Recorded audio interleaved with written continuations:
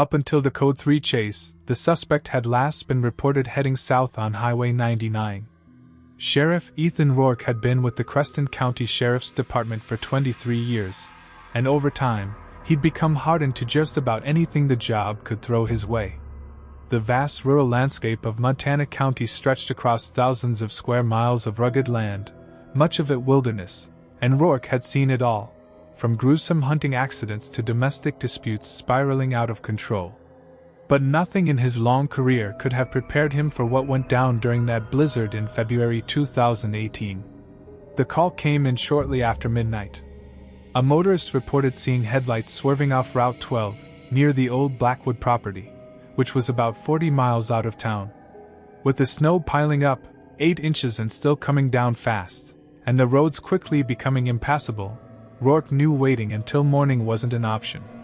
He radioed Deputy Harding, telling him he'd take the call himself since he lived closer to that area. The Blackwood property had been abandoned for nearly a decade. The last owners left it behind after a string of financial troubles, leaving a dilapidated farmhouse and a few outbuildings, places that local teens sometimes used for parties. Rourke had chased off trespassers from the property more times than he could count. But tonight, with temperatures plunging to minus 15 degrees Fahrenheit and visibility nearly non-existent, he had a feeling no one would be out there on purpose. As he turned onto the unmarked access road leading to the property, his headlights picked up the fresh tracks in the snow. Slowly following them, he soon spotted a silver sedan partially concealed by a cluster of pines, its front end crumpled against a tree. The driver's side door was wide open, snow already building up on the seats, and there was no sign of the driver. Rourke immediately radioed in his location and the vehicle's license plate before grabbing his flashlight and his service weapon. The wind cut right through his sheriff's jacket as he followed a set of footprints away from the car, heading toward the old farmhouse. The tracks looked uneven, suggesting whoever left them might be injured. The 2-story farmhouse loomed dark and ominous in the swirling snow. Most of the windows were boarded up, but he noticed a faint flickering light from somewhere on the second floor. The footprints led directly to the front door, which was slightly open. He called out, "Sheriff's Department," and pushed the door open wider. "Anyone in here? I'm here to help." There was no answer from inside the dark house. The air inside felt nearly as cold as outside, thick with a musty, decaying odor, plus something else, something metallic and organic that Rourke instantly recognized: blood. His flashlight beam illuminated dusty floors with footprints everywhere, not just the fresh ones he'd been following, but several older sets crisscrossing the entryway. Some looked days old, others fresher. Nothing about this was adding up. The property was miles from anywhere, and with the storm, it was practically unreachable. "Hello? Sheriff's Department?" he called again, louder this time. The house creaked and groaned around him, but otherwise, it was silent.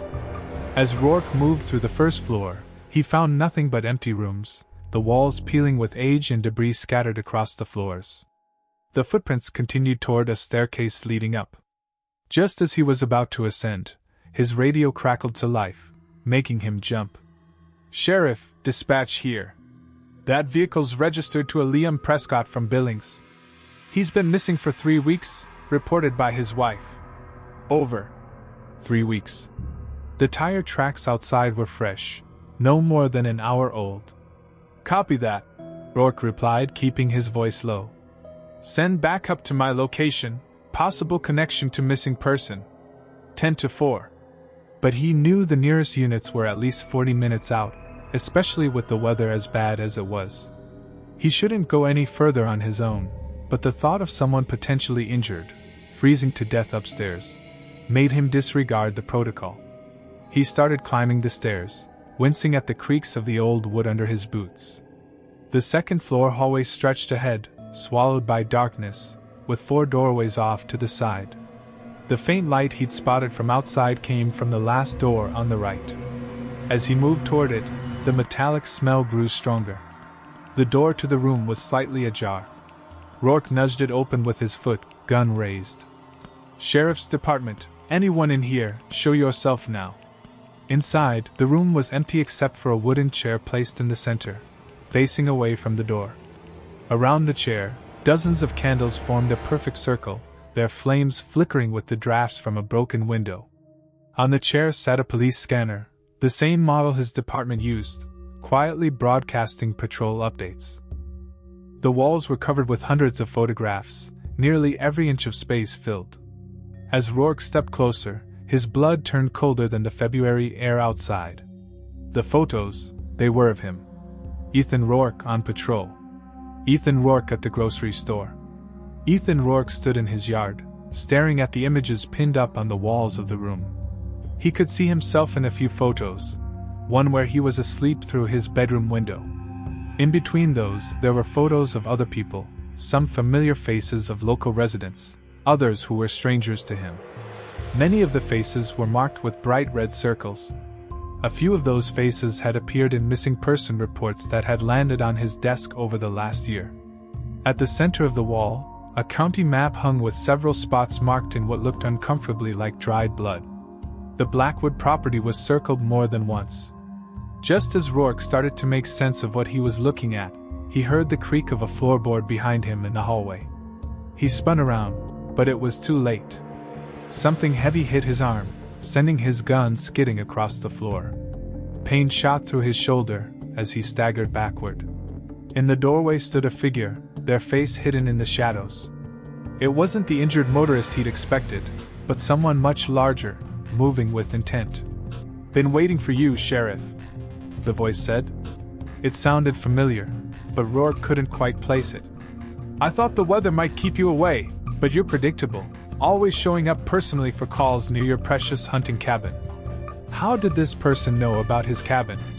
Very few people knew he had a property just 5 miles out. The figure stepped into the light of a nearby candle, revealing a face Rourke hadn't seen in years. Logan Kessler, a former deputy he'd dismissed for using excessive force on suspects.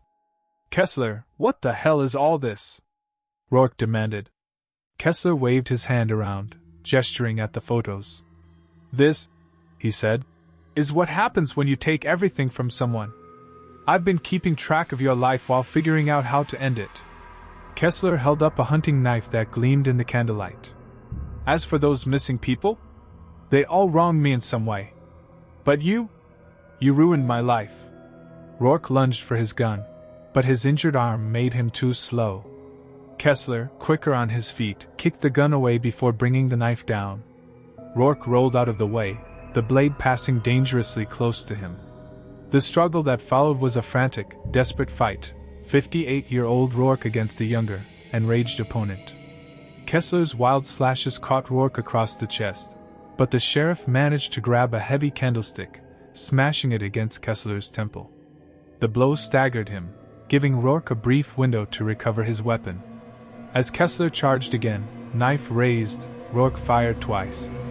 The sound of the shots rang out through the house as Kessler collapsed. Bloodied and exhausted, Rourke handcuffed the unconscious man before calling for emergency help. While waiting for backup to arrive, he examined the walls further, finding detailed plans for abduction stretching back 18 months, along with future targets, including members of Rourke's own family. The subsequent investigation revealed that Kessler had been living off and on in the farmhouse's storm cellar, which held evidence linking him to 7 disappearances across 3 counties. The silver sedan had been stolen from his most recent victim only hours earlier, intentionally crashed to set a trap for Rourke, who Kessler had studied carefully through his patrols. To this day, Sheriff Rourke can't pass by an abandoned rural property without checking his rearview mirror. He no longer responds to calls alone, no matter how routine they seem.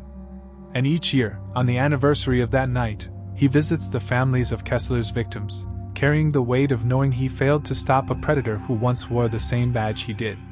The most chilling part, Rourke often reflects, isn't that he almost died that night. It's the realization of how long Kessler had been watching him, studying his every move, and planning his attack, all while Rourke never suspected a thing. It makes him wonder how many other threats are out there, hiding in the shadows, watching, waiting, just beyond the beam of his flashlight. The drive took almost an hour, with the roads growing more rugged as Merritt got closer to the site, forcing him to cover the last 3 miles on foot.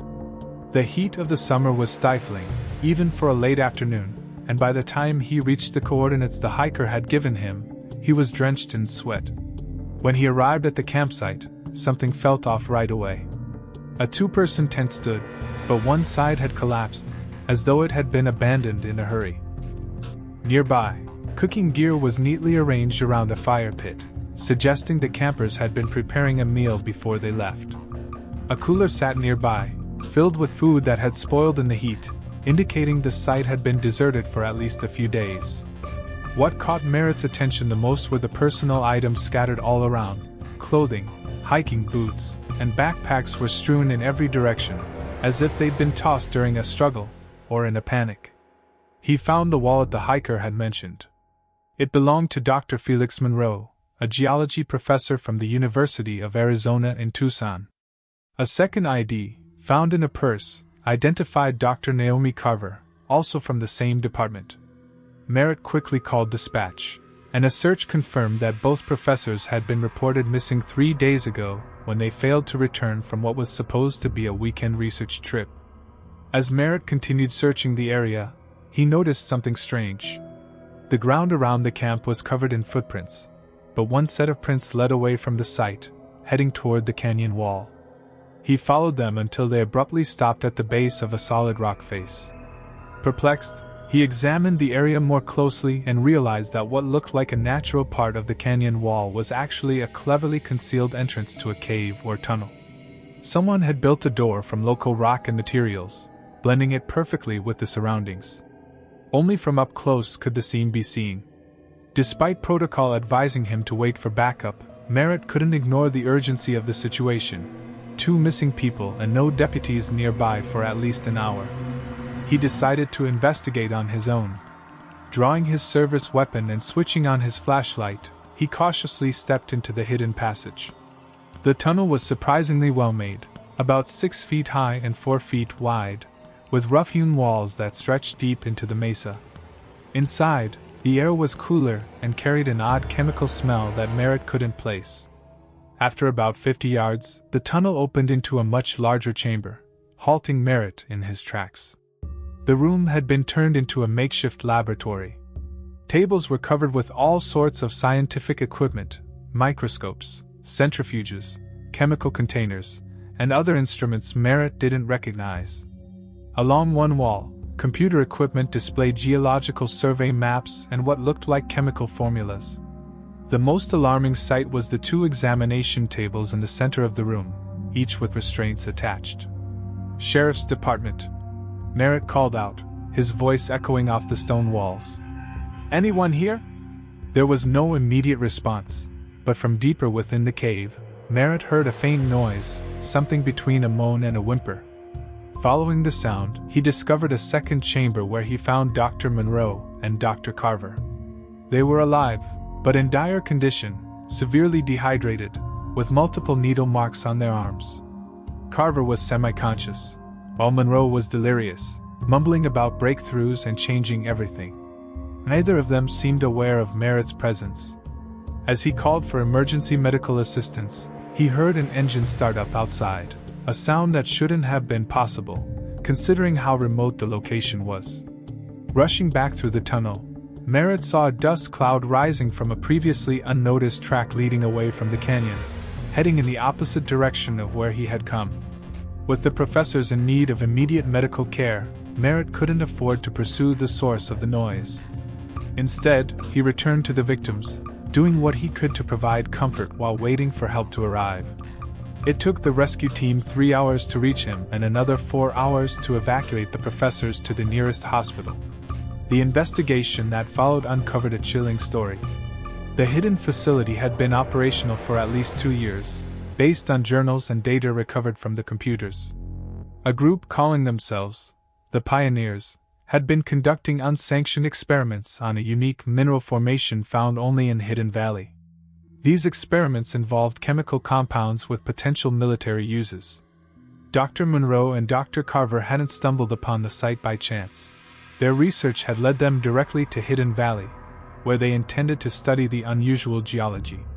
The pioneers had been monitoring academic publications on the subject and intercepted the professors before they could document their findings. The most disturbing part of the records were the medical logs. They detailed how the pioneers had been using the professors as test subjects, administering various compounds derived from the minerals, and documenting the effects. The journals also mentioned previous subjects, raising the possibility that other missing persons cases were connected to the pioneers' operations. Despite an extensive investigation involving the FBI and state police, none of the perpetrators were caught. The laboratory had been thoroughly cleaned before Merritt discovered it, leaving little forensic evidence behind. The vehicle tracks led to a state highway, where the trail went cold. Dr. Carver eventually recovered enough to provide a partial description of their captors, 3 men and a woman who wore surgical masks during their procedures. She remembered them talking about national security and necessary sacrifices but couldn't offer many identifying details. Dr. Monroe, unfortunately, never fully recovered. The substances that were used on him caused irreversible damage to his nervous system. He ended up with uncontrollable shaking, memory loss, and occasional bouts of paranoia. 6 months after he was rescued, he ended his own life, leaving only a note that said, "They're still watching. They'll never stop." For Sheriff Merritt, this case became something he couldn't shake. He spent hours on his days off, trying to connect the dots, following leads about disappearances all over the Southwest. 3 years after the incident, while investigating an abandoned ranch he suspected might be linked to the group known as the Pioneers, Merritt got an anonymous envelope in the mail. Inside was a photo, one taken recently, of him and his wife standing on their front porch. The message was blunt: "Stop looking into this." With his family to think about, Merritt decided to pull back from the investigation, but he couldn't let it go entirely.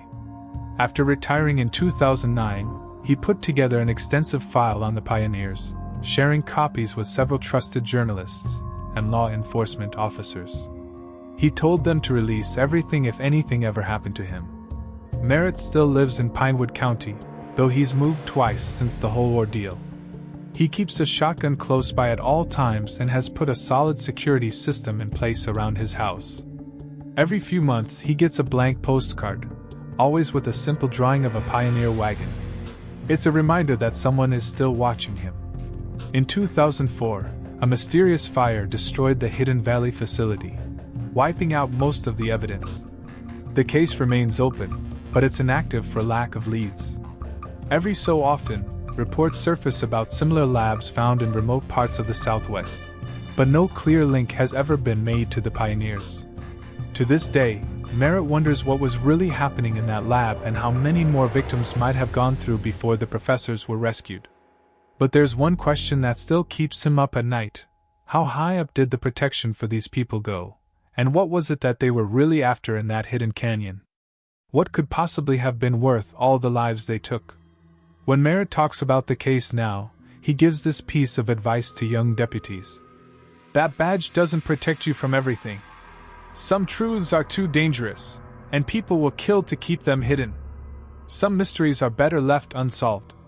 On a bitterly cold January night in 1997, Sheriff Ron Mathers of Clearwater County, Minnesota, was wrapping up his shift.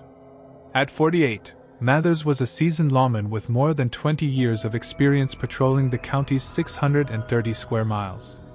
The area was a mix of dense forests, frozen lakes, and small farming towns. His midnight patrols were usually a time when things quieted down, but on this night, things would take an unforgettable turn. The temperature had dropped to minus 28 degrees, and the wind chill made it feel closer to minus 40.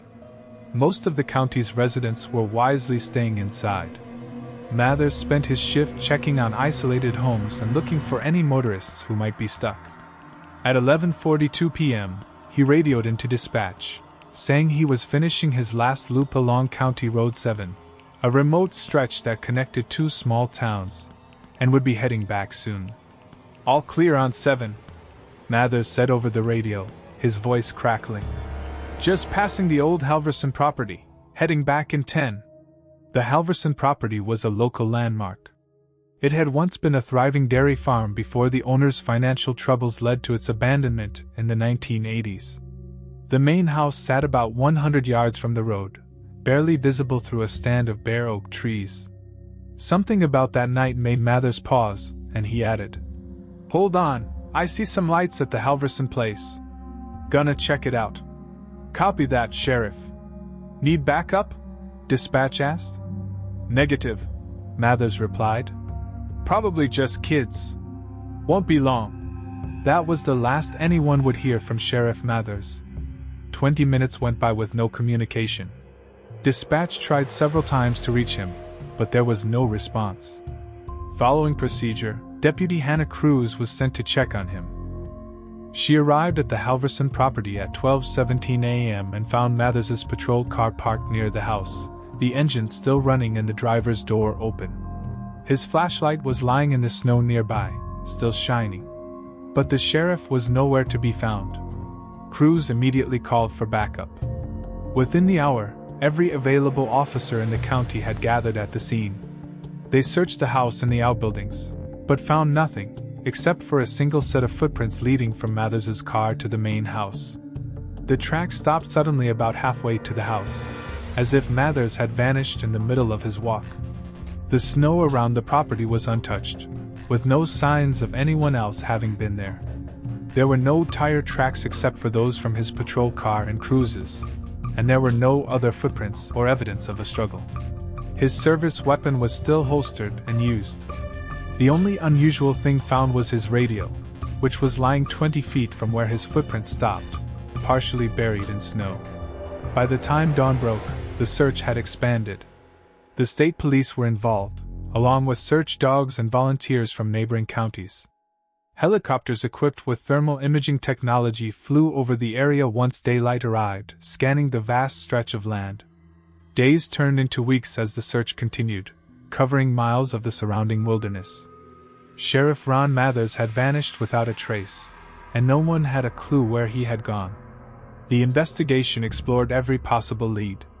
One theory suggested that Mathers had become disoriented, possibly due to the extreme cold, and wandered off, succumbing to the elements.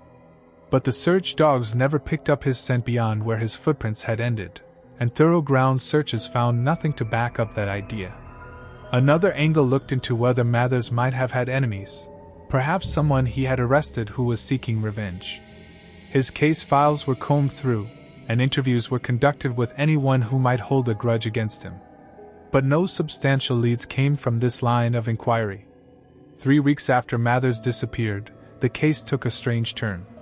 Dispatch received a radio transmission on the department's frequency at exactly 11:42 p.m., the exact time of Mathers's last call. The voice on the radio was distorted and hard to understand, but audio analysts later confirmed it sounded like Mathers saying, "Not alone here, something in the," before the transmission cut off into static. The signal was traced to the area around the Halverson property, but when officers arrived, they found the place untouched, exactly as it had been that January night. The radio that had been found in the snow weeks earlier remained in evidence lockup. 6 months after Mathers's disappearance, a new clue surfaced. A teenage couple, who had been trespassing at the Halverson property to explore the abandoned buildings, found Mathers's badge partially embedded in the concrete floor of the house's root cellar. This small underground storage area, typically used for storing vegetables, had a fresh layer of concrete around the badge. Investigators dug up the entire floor of the cellar, expecting the worst.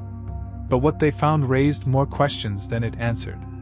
There was no body, but instead, they uncovered a natural cavity in the earth, a small cave system that had never been documented in any county geological survey. The passage sloped downward sharply, but after about 30 feet, it became too narrow for any adult to enter. Specialized cave rescue teams were brought in to explore further. They discovered the passage connected to a larger underground network, stretching for miles beneath the county, a network that geologists later confirmed shouldn't even exist, considering the region's limestone-rich bedrock. Most disturbing was what the teams found approximately 300 feet into the cave system. They came across Mathers's service revolver, a department-issued flashlight different from the one found in the snow, and a handheld digital recorder. The items were arranged in a neat triangle on a flat rock surface, as if placed there intentionally. Though the recorder's battery had long since died, technicians were able to recover a single audio file from it. The file was timestamped at 11:53 p.m., exactly 11 minutes after Mathers's last radio transmission. The recording began with heavy breathing, followed by the sound of movement through tight spaces. Mathers's voice came through, unusually tense. Following tunnel under Halverson Place. Heard sounds coming from the root cellar. The floor was already open when I arrived. Never knew this was down here. After about 2 minutes of movement, Mathers whispered, "Something's not right. Air feels wrong. Smells like copper and something else, like ozone after lightning." Another minute passed, with only the sound of footsteps and occasional heavy breathing before Mathers spoke again, his voice now urgent. "Jesus Christ. There's light ahead. Blue light. It's pulsing. And there's something moving around it. Several somethings. Not human. Not animal either. I'm going to try to." At this point, the recording picked up a sudden rush of air, like a strong wind in a confined space, followed by an indescribable sound. Audio experts have described it as a mechanical hum mixed with something organic, almost like multiple voices speaking backwards at once. Mathers's final words were chillingly clear, despite his obvious terror. "It needs to stay buried." The recording ended with the sound of Mathers running, followed by a scream that experts determined was abruptly cut off, not because the recorder was damaged or turned off, but because the sound itself stopped unnaturally mid-vocalization. In a highly controversial move, the county decided to seal the cave system. They poured hundreds of gallons of concrete into the entrance discovered beneath the Halverson property. The official reason given was structural instability, but internal documents later revealed through public records requests that the real reason was the discovery of unexplained biological contaminants in soil samples taken from the cave. The fate of the recording itself remains one of the strangest aspects of the case. The investigation team made 3 separate copies of the file, but within weeks, all of them deteriorated into nothing but static. Even the original recording, stored in evidence, eventually became corrupted. No usable version of Sheriff Mathers's final moments exists anymore. Ron Mathers was officially declared dead in 2004, 7 years after he disappeared. Although the case is still technically open, it remains inactive. His widow still lives in Clearwater County, but she's never remarried. The county bought the Halverson property in 1998, tearing down the buildings. Now, the land remains untouched, surrounded by chain-link fencing and marked with "No trespassing" signs. Every year, on the anniversary of Mathers's disappearance, a small memorial service is held at the site by his former deputies, many of whom are now retired. The most chilling postscript came in 2015. Scientists from the University of Minnesota were conducting geological surveys in the county when they detected strange seismic activity directly beneath the former Halverson property. The vibrations were rhythmic, occurring every 28 days. One researcher described it as, "almost like something down there is breathing." County maps now label the area with a simple note: restricted access, environmental hazard. Locals, however, have another name for it. They call it Mathers's Hole. Even the most skeptical residents of Clearwater County make a point to drive out of their way to avoid passing the property after dark. What Sheriff Ron Mathers encountered under the Halverson farm remains a mystery. But one thing is certain: something in those depths took a good man from his family and his community, leaving behind only fragmented evidence of horrors we may be better off not fully understanding. In late autumn of 2009, Sheriff Martin Hartley of Red Pine County, Wisconsin, was nearing the end of his 4th year in office. At 41, Hartley had built a solid reputation as a respected public servant in the rural community of just over 17,000 residents, spread across dense forests and small farming towns. Hartley had grown up in the area, joined the Army, served as a military police officer, and then returned home to join the sheriff's department. Though it wasn't without its issues, occasional drug problems, domestic disputes, and the usual rural crimes, Red Pine County was generally seen as a peaceful place to live. That perception changed forever on October 12, 2009, when the first letter arrived. It was a Monday morning when Hartley found a plain white envelope among the usual stack of paperwork on his desk. Nothing about it seemed odd at first, just a regular envelope with his name and title typed on the front, no return address. He figured it was probably from a local resident with a complaint or suggestion that they didn't feel comfortable bringing up in person. But when he opened it, he found a single sheet of paper with a typed message. Sheriff Hartley, I know what happened to Tessa Harding. I saw everything. Check the old processing plant at the north end of Ridge Road. Storage room B, behind the broken compressor. You won't find Tessa, but you'll find proof. I can't come forward. He knows who I am. A concerned citizen. The message grabbed Hartley's attention immediately. Tessa Harding had been a 19-year-old college student who disappeared 3 years earlier while visiting family for Thanksgiving break.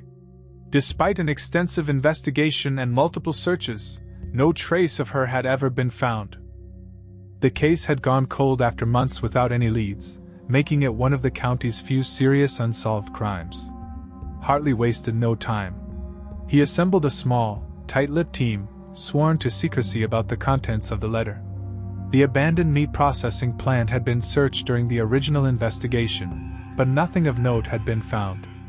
The plant had closed in 2001 and had sat empty ever since, a crumbling industrial relic on the outskirts of town.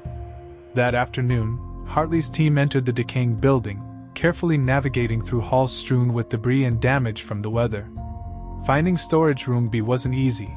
The layout had been altered from the original blueprints they had.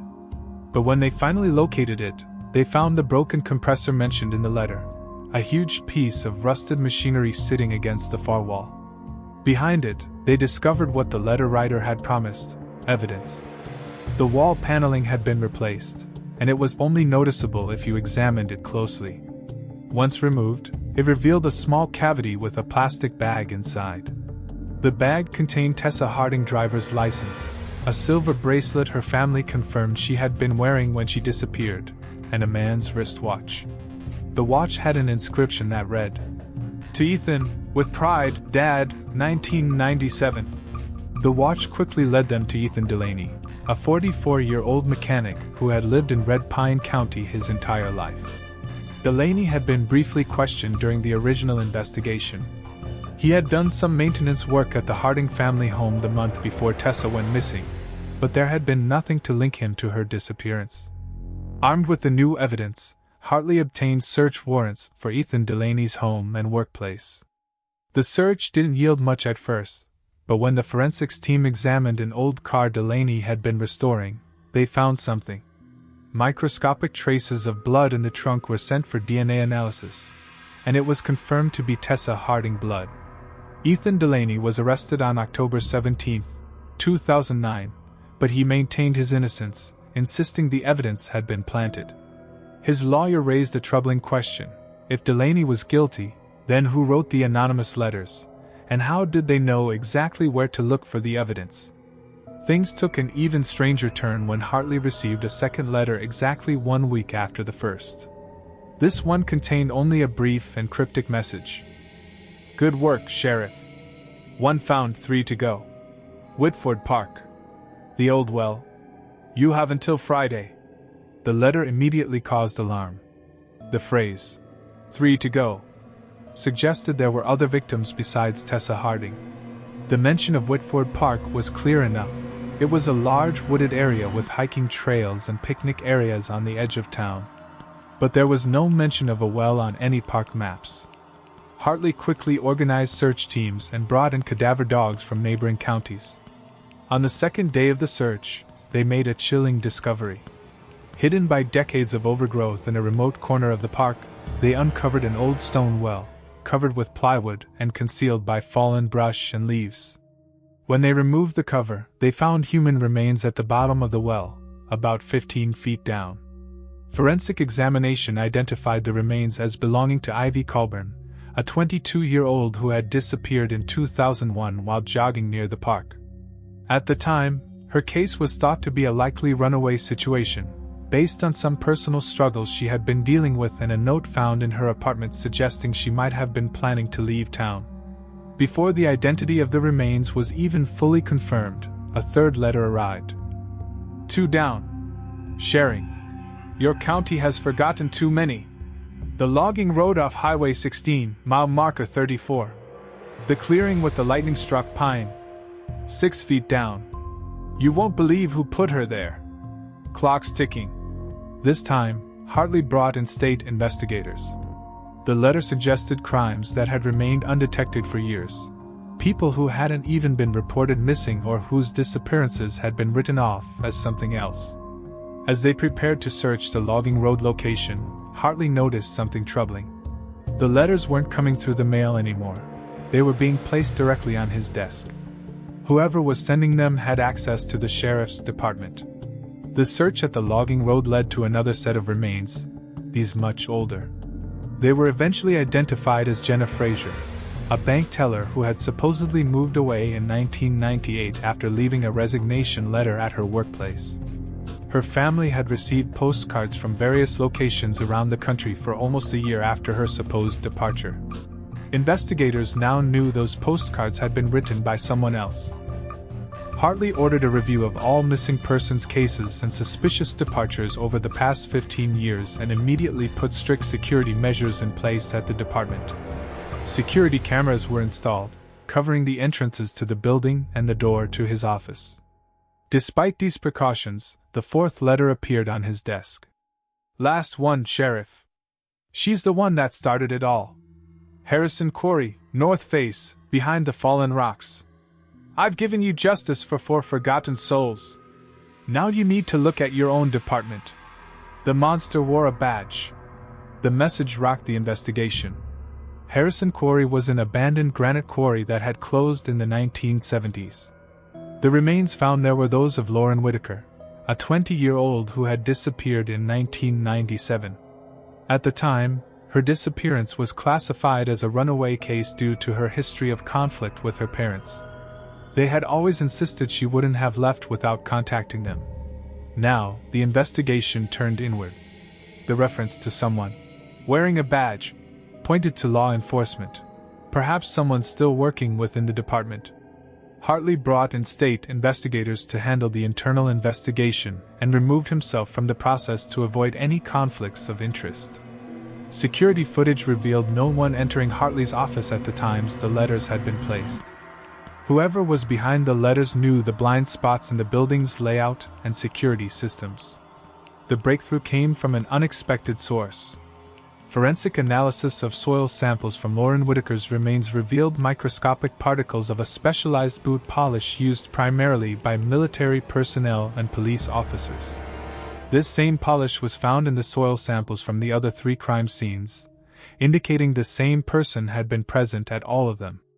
Records showed that there was only one officer who had been with the department during all 4 disappearances. I was familiar with former Sheriff Frank Bowden. He had retired in 2005 after serving 27 years on the force. Bowden had been a mentor to me, encouraging me to run for sheriff after he left. The case against him was circumstantial, but enough to get a warrant for a search of his property.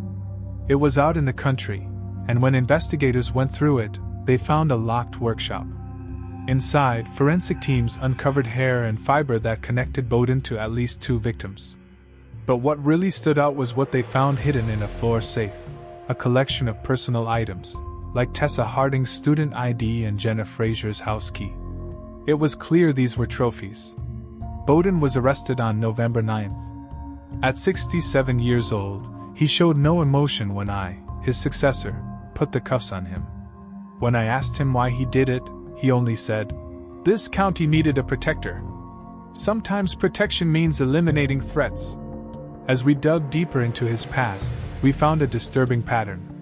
All 4 victims had filed police reports just before they disappeared, things like stalking and assault. Bowden had been the one to handle those cases, but he had either dismissed them or buried them in paperwork. It seemed Bowden had been targeting women he considered troublemakers or morally questionable. He took it upon himself to punish them, using his position to cover up the crimes. We thought the case was closed, but there was still one lingering question: who had sent the letters that exposed Bowden? No one came forward as the anonymous tipster, even though the case had gotten a lot of attention. We looked into the letters but found nothing: no fingerprints, no DNA, no clues to show who wrote them. 3 months after Bowden was arrested, a 5th letter showed up at my home address. The letter read, "Justice has been served. Frank Bowden took my daughter Lauren in 1997. I suspected him from the start, but no one would listen to a grieving mother's intuition about a respected sheriff. I spent years gathering evidence, following him, learning his secrets. I couldn't bring my daughter back, but I could make sure he paid for what he did to her and to the others. I won't bother you again. My work is done. Nora Whitaker." Nora Whitaker, Lauren's mother, had passed away from cancer in 2007, 2 years before the first letter had been sent. Investigators found her things in storage at her sister's home, along with journals detailing her suspicions and investigation of Bowden. The last journal entry from 2006 read, "I've found them all. For lives he took. I know where they are. But time is running out. The cancer is spreading, and I need to find another way to make sure they're found." Experts confirmed the journals were Nora's, but they determined the letters to me were written by someone else. Still, they contained information only Nora could have known. Her sister admitted that before she passed, Nora had given a sealed package to someone who could finish what she started, but refused to say who it was. To this day, no one knows who wrote those letters. There are plenty of theories, though, from someone inside the department to one of Nora's friends. Some even think more than one person could have been involved, which might explain how the letters made it to secure places without being detected. Frank Bowden was convicted in 2011 of 4 counts of first-degree murder and sentenced to life in prison without the possibility of parole. He died in prison in 2017, never revealing any more details about his crimes beyond what investigators uncovered. For me, as Sheriff Martin Hartley, the case changed how I ran things. I pushed for reforms in the department, like mandatory reviews for cases involving vulnerable individuals and strict chain of custody procedures for evidence. I served 3 more terms before retiring in 2021. The Red Pine County case serves as a chilling reminder that sometimes the biggest threats are the ones right under our noses, wearing badges meant to protect us. And that justice, even when delayed for decades, can come from the most unexpected sources. Sheriff Blake Rowan had seen his share of strange cases in his 15 years with the Summit County Sheriff's Department in Colorado. The rugged mountains, harsh weather, and isolated communities made law enforcement their tough. But even with all that, nothing prepared him for what happened on a stormy night in June 2013, a case that would never officially be solved, but would haunt him for the rest of his career. It all started with a routine service call. A severe thunderstorm had knocked out power to most of the county, including the small town of Pinehaven, tucked away in a remote valley. While checking on the elderly residents, Sheriff Rowan received a strange call over his radio. "Sheriff," it began, "you need to get to the old fire tower on Blackridge Peak. Someone's broadcasting from up there." The voice crackled over the radio. It was Claire Logan, the night dispatcher. "What are they broadcasting?" I asked, wiping rain off my face as I climbed back into my vehicle. "That's the thing. I don't know," Claire replied. "We're picking up some kind of signal messing with our frequency. Sounds like a voice, but it's all distorted. The technician says it's coming from the tower." The fire tower had been abandoned back in 2001 when newer satellite systems made it obsolete. It was perched at the top of Blackridge Peak, 10,000 feet up, and the only way to get there was by a tough Forest Service road. Even on a good day, the road was tricky, and in a storm, it could be downright dangerous. "Probably just interference from the storm," I said, trying to reassure her. "I'll check it tomorrow when the weather clears." "Sheriff," she interrupted me, her voice tight. "The signal's getting stronger, and it sounds like someone calling for help." I paused. According to protocol, I was supposed to wait until the storm passed, but if someone was stranded up there, They might not make it through the night. I made up my mind. I'm heading there now, I said. Alert search and rescue to stand by, but don't send anyone up unless I call for backup. The drive up to Blackridge Peak was just as difficult as I'd feared. Twice, my SUV nearly slid off the slick, muddy road, and I had to stop to clear fallen branches. The rain was coming down hard, and visibility was down to just a few feet. As I climbed higher, static on the radio became unbearable. An hour later, soaked through despite my rain gear, I finally reached the base of the tower. There was no sign of anyone, no cars, no footprints, nothing. The tower loomed above me, a rusted metal skeleton disappearing into the low clouds. Claire, I'm at the tower. No sign of anyone. Are you still picking up that signal? All I heard in reply was static, but then, beneath it, a faint, distorted voice. I grabbed my flashlight and service weapon, then started to climb up the metal staircase. It creaked and groaned under my weight, the years of exposure weakening it. The higher I climbed, the more intense the static got on my radio, but now, I could make out words beneath the noise.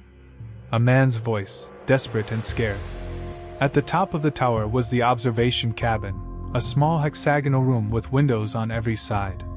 The door was slightly open, swinging back and forth with the wind. I pushed it open and swept my flashlight around the room. It was empty except for an old chair and desk. On the desk sat an ancient radio transmitter, one that hadn't been used by the Forest Service since the 1980s. The power light was glowing green, even though the rest of the area was in a power outage, and the dials were moving slightly, like someone was adjusting them. This is Sheriff Blake Rowan, I said, my voice steady despite the oddness of the situation. Is anyone here? Suddenly, the radio on the desk crackled to life, making me flinch. Through the static, a voice came through, clear enough now to understand. Mayday, Mayday. This is Fire Watcher Travis Hale. The tower's been struck. Fire's spreading through the forest below. Can anyone hear me? Over.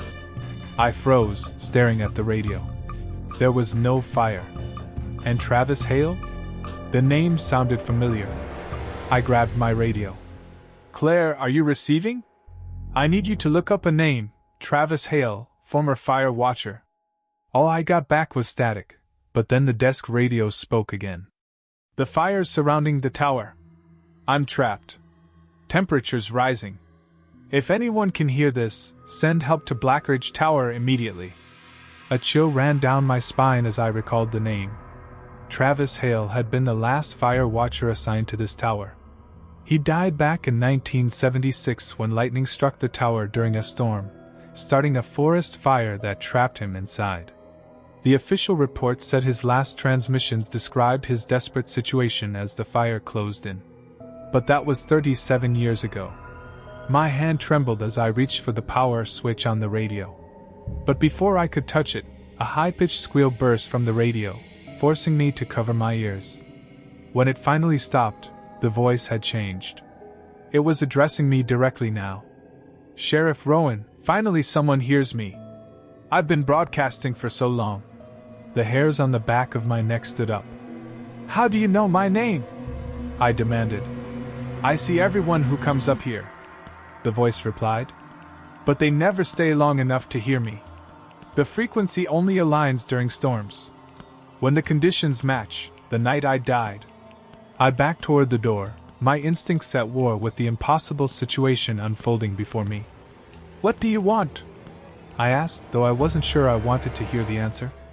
Justice, the voice whispered, now seeming to come from all around the room rather than just the radio. It wasn't an accident.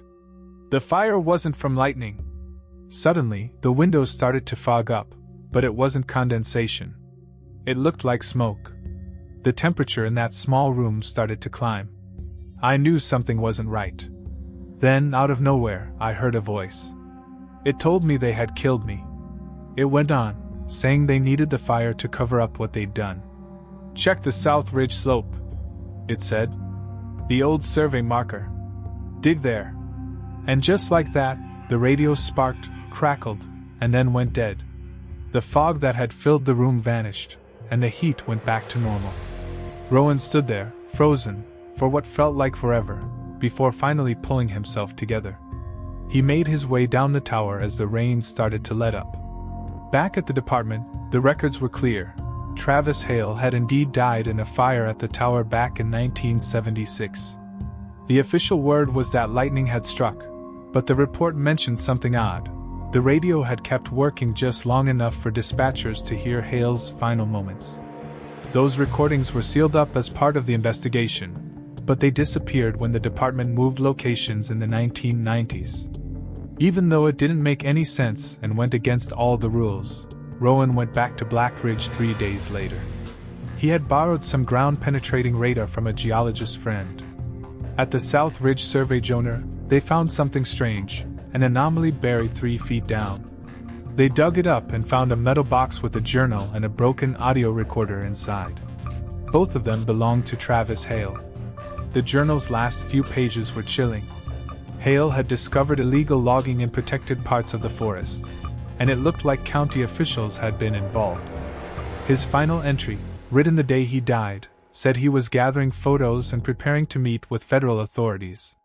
When Hale's remains were dug up for further analysis, the results didn't line up with the original cause of death. There were traces of an accelerant on his bones, and his skull had fractures that suggested trauma before the fire. So, the case got reopened, but it didn't go anywhere. Most of the people who could have been involved, like the county commissioner, the Forest Service supervisor, and the sheriff at the time, were all dead. The statute of limitations had run out on most of the crimes, but not on murder. The investigation is still technically open, but it's not going anywhere. It's just sitting there, unresolved. Rowan never went back to the tower after finding the evidence. In his report, he mentioned the strange radio interference, but he left out the part where he thought he heard Hale's voice. He just called it an anonymous tip that led them to the survey marker. As for the radio issue, it's still a problem. Emergency frequencies in Summit County get messed up during bad storms, especially near Black Ridge Peak. Maintenance crews have been sent to check the tower several times, but each time they find the same old, dusty radio transmitter sitting on the desk, even though it's been removed multiple times. It's like the thing never gets touched, even after all these years. Rowan retired in 2019, but folks around here still say he listens to an old emergency band radio during storms. He'll stay up all night if he has to, listening through the static, hoping to hear something from that forgotten frequency. Then, in August of 2016, Sheriff Julia Tran from Sagebrush County, New Mexico, found herself dealing with a case that would push her skills and her understanding of human nature like never before. At 43, with 6 years under her belt as sheriff, she had earned a reputation for being steady and reliable. Sagebrush County was huge, about 3,200 square miles of dry, empty land with only a few small towns scattered around. The case started with a 911 call from a hiker who was out near the Piedra Arroyo, a dried-up riverbed in the western part of the county. The hiker said they had found what looked like human remains, half buried in the cracked mud. Deputy Jonah Ellis was the first to get there, and he confirmed the grim news before calling in Sheriff Tran. When she got to the scene, she found something she wasn't expecting. The remains were old, at least 5 or 6 years old, maybe more. But what was really strange was how they were laid out. The bones were arranged in a perfect circle, with the skull in the center, facing up. Tran later said, "In 20 years of law enforcement, I've never seen anything like it. Whoever did this took great care with the positioning. It wasn't random, and it wasn't the work of animals. This was done on purpose, almost like some kind of ritual." Forensics confirmed the remains were those of a man in his 30s, who had been shot in the back of the head execution style about 5 to 7 years ago. The real mystery came when they realized his hands were missing. Someone had taken them after he died. The case could have stalled there, just another cold case in the middle of nowhere. But 2 weeks later, another set of remains was found in almost the same position, in the same riverbed, about 8 miles downstream from the first site. The remains found were older, estimated to be around 8 to 10 years old, but they shared the same disturbing details as the first case: execution-style gunshot wounds and missing hands. The discovery shook the sparsely populated county, sending a chill through the community. Speculation about serial killers or even cult activity spread quickly. News outlets from Albuquerque and even national media descended on the area, adding pressure on Sheriff Tran and her small team of just 11 deputies. Partnering with the state police and the FBI, Tran created a task force dedicated to what was now being referred to as the Arroyo Circle killer case. Forensic anthropologists worked on creating facial reconstructions for both victims, which were then distributed throughout the region. Eventually, they identified the first victim as Diego Serrano, a seasonal farm worker who had been reported missing back in 2010. The second victim, however, remained unidentified.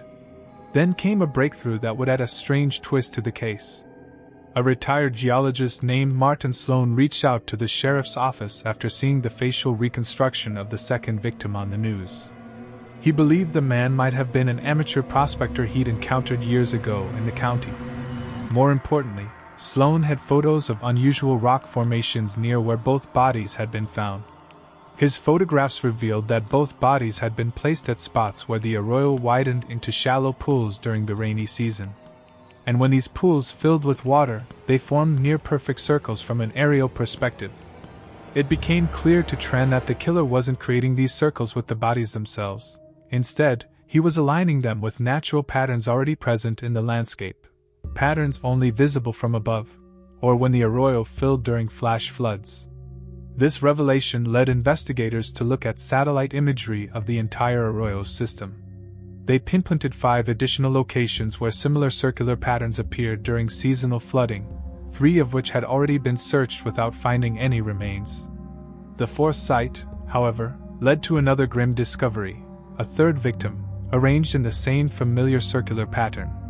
This third victim proved pivotal to the case. The remains were more recent, estimated to be from around 3 years ago, and enough tissue was preserved for DNA analysis.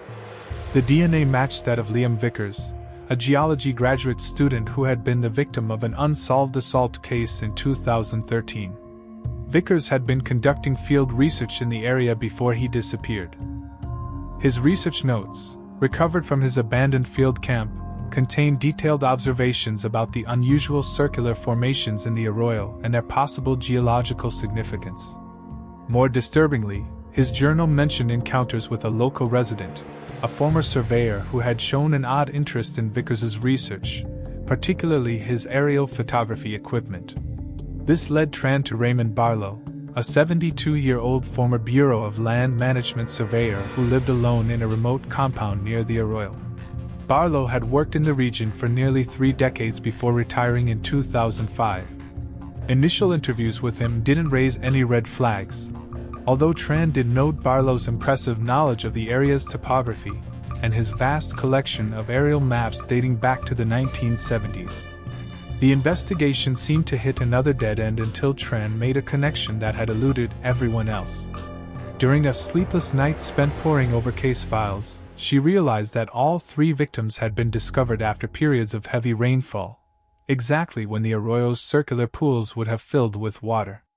Furthermore, each body was positioned so that as the waters receded, the remains would be the last thing to emerge from the drying mud. This created a brief window of time when, viewed from above, a perfect circle of water would surround the victim's skull. With this new insight and mounting circumstantial evidence, Tran obtained a warrant to search Barlow's property thoroughly. Inside a locked storage shed, investigators found thousands of photographs, decades of aerial documentation showing how the arroyo's patterns changed over time. Among these were disturbing images of the circular pools, each with what appeared to be human heads at their centers, all taken from a small drone Barlow had modified for longer flights. But the most damning discovery came from a hidden room beneath Barlow's workshop, where investigators found the missing hands of all 3 victims, preserved in formaldehyde. Each set of hands had been arranged in different poses and meticulously photographed alongside topographical maps of the area. Confronted with this evidence, Barlow's composure finally cracked. During a 14-hour interview, he confessed to his crimes. His obsession with patterns and connections between the landscape and human anatomy became clear. "You see it, don't you?" he asked Tran during the interview. Barlow described how the arroyo mirrored the human form from above, with the circular pools resembling joints in a skeleton. "I didn't create anything new," he explained. "I completed what was already there." He had spent decades meticulously mapping and remapping the region, developing what psychiatrists would later identify as a delusional belief system, where he saw the landscape as having conscious properties. He claimed the circular formations spoke to him, urging him to complete them through human sacrifice. His logic for choosing victims was twisted, but it made sense to him. People who showed an interest in the arroyo's formations, hikers, prospectors, researchers, were, in his mind, already selected by the land. He would observe them for days or even weeks before approaching them with offers to show them hidden parts of the terrain. Once isolated, he would kill them, remove their hands, seeing them as tools of measurement that belonged to the land, and then place their bodies at specific points he had calculated from his surveys. The arroyo's seasonal flooding played a crucial role in his ritual. He timed the placements so that when the water briefly filled the circular formations, he could capture the moment from above, photographing the scene when his offerings created what he called perfect resonance between man and earth. Raymond Barlow was charged with 3 counts of first-degree murder. During his trial, psychiatric evaluations revealed that he suffered from a severe delusional disorder, which had gone untreated for decades, likely made worse by his extreme isolation. Still, he was found competent to stand trial and was convicted on all charges. He was sentenced to 3 consecutive life sentences without the possibility of parole. For Sheriff Tran, the case left a deep and lasting impact. "What haunts me isn't just the calculated brutality," she later said in a presentation at a law enforcement conference. "It's how someone could live among us for decades, seeing a completely different reality, a reality where murder became an act of devotion to the land itself." The case gained renewed attention in 2021 when hikers found a 4th arrangement of bones in yet another circular formation of the arroyo. Forensic analysis revealed the remains were from the 1990s, during Barlow's active period. The methodology was consistent with his previous killings, though Barlow, now in declining health, refused to confirm any victims beyond the 3 he had already confessed to. Sheriff Tran still serves Sagebrush County, but she admits her view of the landscape has changed. "I used to find beauty in the vastness," she told the documentary crew filming about the case. "Now I'm always looking for patterns, for things hidden in plain sight that might reveal darkness beneath." Even during significant rainfall, she personally visits the circular formations along the Piedra Arroyo, ensuring they contain nothing but flowing water and the reflections of clouds passing overhead. Thanks so much for watching. I can't express enough how much your support means.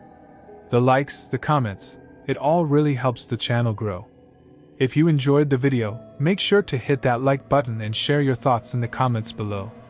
I always take the time to read them. And don't forget to subscribe so you never miss out on any new videos. See you next time.